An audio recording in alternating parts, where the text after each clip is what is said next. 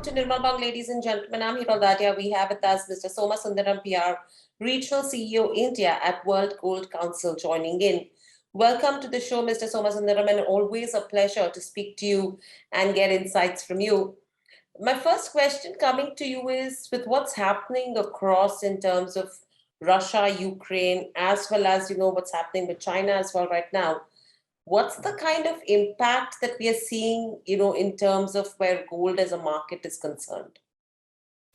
Well, it's actually top of the mind for most people. What's happening and what is going to happen? That seems to be a lot more interesting question. Clearly, what has happened is we saw gold prices shoot up. And then every time there was a talk of some kind of a ceasefire and pullback, you see gold softening. You also saw in the interim, the Fed raised its rates and said that inflation, and we will continue to do that.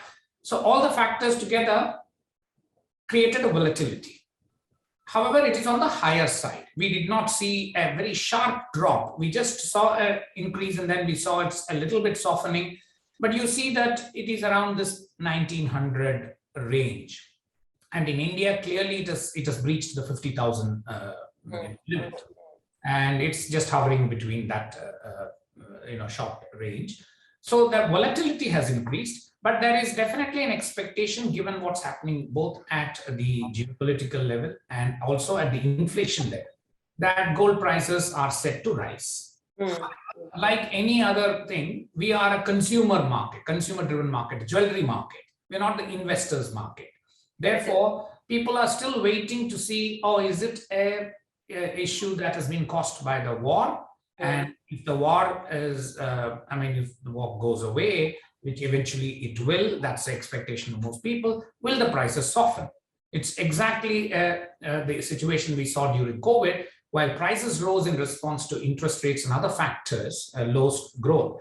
People just linked it to COVID lockdowns. They said, there is a lockdown, so prices have gone up. Once the lockdown goes, prices will come down. And funnily, prices did soften once the lockdown started moving for various other reasons because of economic growth. But then for a simple analysis, it is very easy. COVID caused the prices to rise. When COVID goes away, prices will drop. Similarly, war causes prices to rise. When the war abates, you will have prices soften. Therefore, the consumers are waiting to see what's going to happen. So you see the consumer market in a bit of what I would say animated suspension, I would say. Right. So with this, interestingly, if you see the demand for gold jewelry, it hit almost a 6-year high in the year 2021. Are we expecting this kind of demand to continue in the current year as well? How are you seeing that demand scenario pan out? Again, a good question. Point is, forecasting demand is as difficult as forecasting price, because the short-term demand is driven by factors. Of course, price is an important thing, but for factors other than what you essentially see on the price front, monsoons play a very, very big role in the short-term demand. Right? So, and a rupee dollar rate, again, it has an impact on the price. That has a very, very big impact. Inflation has an impact. We have been through a period of low inflation, low interest rates. Now, if the interest rates are going up, even within India, what is it going to do to gold? So, and of course, India has a fourth factor, which is all the compliances, how far the tax compliance, you see the tax rates, the tax compliance has gone up. We have had a 48% jump, so that also has an influence on the demand. So if you put all these things together, it will be very, very, you should be courageous to forecast the demand at the beginning of the year. Having said that, from where we stand, we still believe that this 800 ton that we saw in 2021 is the kind of demand that we should be used to going forward. Unless there is a very, very significant another lockdown or the prices shoot up sharply, in which case consumers will stand and see what happens. But otherwise, we expect this year also to be around the 800 to 850 range. Right. So with that, another question that comes up is in terms of the US Fed meet outcomes as well in terms of rate hikes. Do you think that is something that could impact the global demand for the yellow metal in 2022? Because clearly we have seen pent-up demand that got released in the previous year.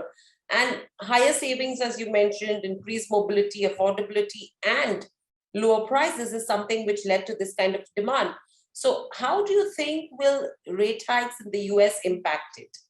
See, the rate hikes directly is not linked to the consumer sentiment here. It is reflected through the prices. So what we need to understand is, what do these rate hikes do to the prices of gold? Right now, the prices are impacted by various things, and more strongly by the geopolitical event. There is no doubt about it. Okay. Having said that, they have already indicated that there will be rate increases. Everybody knows that inflation is a big concern, and we are facing unprecedented levels of inflation even in the Western countries. Now, that would essentially mean that you have to probably live with the rate hikes. They will come one way or the other. And rate hikes in general act as headwinds for gold prices. But at the same time, that is the dollar gold price that we are talking about, because rate prices also affect currencies. If you really look at what is happening today is then again, what happens to the other currencies other than dollar? What happens to rupee?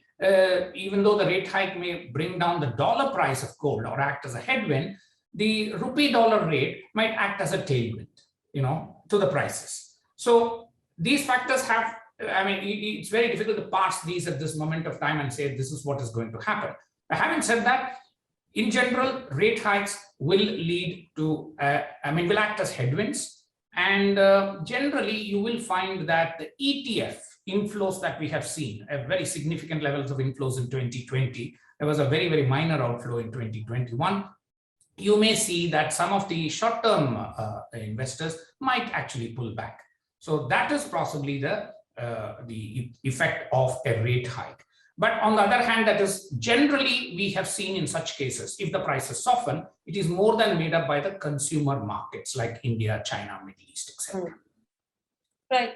And interestingly, when you're talking of demand as well, I remember last reading a report also that, World Gold Council came up with, clearly stating that, the demand when you see in terms of, inflation linked, what happens, if you could just help us understand that correlation as well, where we're seeing that every 1% increase in inflation actually increases the demand for gold in India by 2.6%.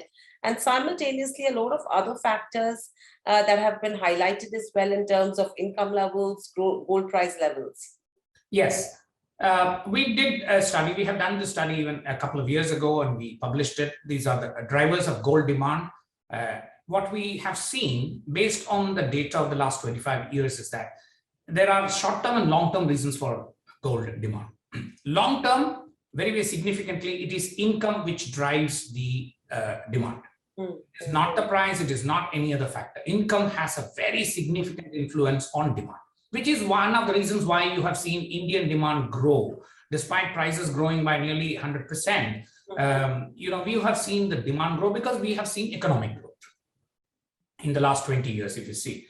So long-term, what we have seen is that a 1% increase in income leads to a 0.9% increase in demand. Whereas a 1% increase in price, long-term we're talking about, it leads to a 0.5% decrease in demand. So that tells you that income has a significant influence on demand in the long term, right? When it comes to the short term, the situation is slightly different, because in the short term, inflation plays a very significant role. And that is where we saw that a 1% increase in inflation drives demand up by 2.6%, because gold is, traditionally an inflation hedge. It is the dollar asset in the hands of the common man.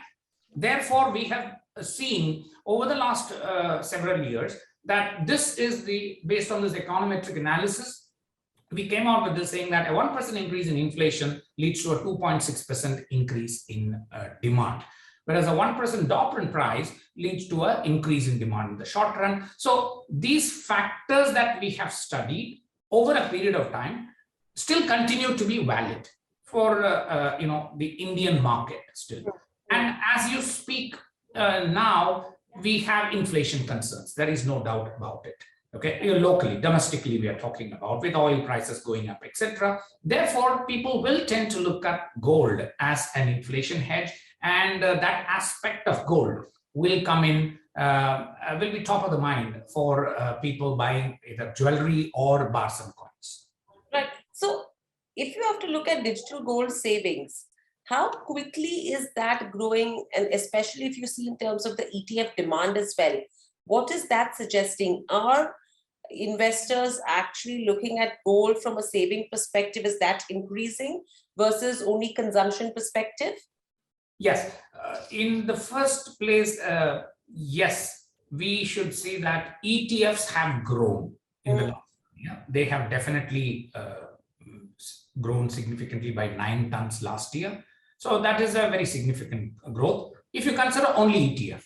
But in the overall scheme of things, for an 800-ton market, this is a very small market. That's very important to know, because ETFs still continue to be used by a very select group of people who are willing to submit to the stringent KYC requirements, because it's almost like buying a share market. So only when you are comfortable with the share market will you enter the ETF market. Okay. But having said that, yes, ETF has now attracted the attention of well-informed equity and other investors who use this to hedge their portfolio. But in the overall scheme of things, I must say again, it is very, very low. There's no doubt. But it is growing. That's the way we will leave it. Now, when it comes to the other aspects like jewelry or bars and coins, see what happens is, while we say it is consumption, it is actually, in a sense, it is also an investment for Indians. It is not the typical jewelry you walk in a store in the Western market to buy jewelry, which is just a piece of ornamentation. Here, you buy normally 22 karat jewelry. You want actually, very pure, gold. Why do you need that? Because in the event of a problem, you can pledge it. You can go to a bank, you can go to an NBFC, and you can get a loan. So it acts both ways. It acts as an ornament, for occasions. It is also an investment that is very well known. And that is the beauty of the Indian market. So when we say is consumption demand growing, it's not consumption demand. There is a strong investment motive behind that consumption demand. Right. Absolutely. And Mr. Somasundaram, another aspect that we look at, when you see the kind of consumption that we have, may it be, aspirational, may it be investment, the mining output of India is very low as compared to what the consumption looks like. Do you think there is a possibility if the right steps are taken? And what is it that we as a country are doing to increase the gold mine output, or should be done according to you? Well, we recently brought out, as part of this drivers of gold demand was first chapter, and we also brought out a chapter on mining, which we will put all this together and bring out an India gold market report by end of the year. But this mining chapter was released recently, where we have spoken about the potential for India to increase mining. Let's be very clear, mining is very long term. And we shouldn't assume, at least that report clearly says, there is a potential for India to do a few things. And we have already taken some right steps with the new mineral policy and mining policies and things like that. We could increase it from the existing 1.5, 2 tons to 20 tons. Wow. Over the next couple of years, if we take some steps. But we have also clearly indicated that we must understand mining is very long term.